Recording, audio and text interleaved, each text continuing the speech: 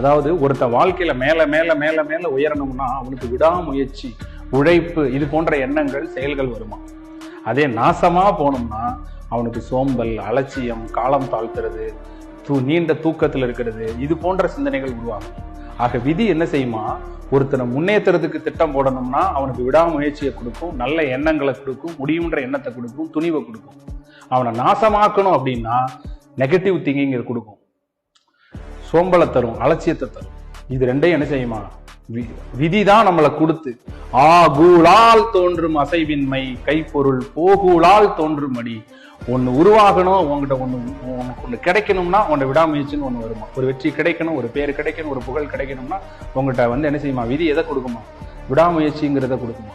அதே நேரத்தில் உன்னை நாசமாக்கணும்னு முடிவு பண்ணிடுச்சுன்னா உன் கையில சோம்பல்னு ஒண்ணு கொடுத்துருமா, அலட்சியத்தை கொடுக்குமா, காலம் தாழ்த்துறதை கொடுக்குமா. ஆக விதி உன்னை கெடுப்பதற்காக விரித்த வலைதான் இந்த சோம்பல்.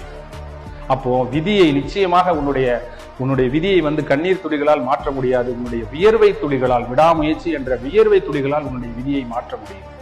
அதனால எழுந்து நடக்கணும்.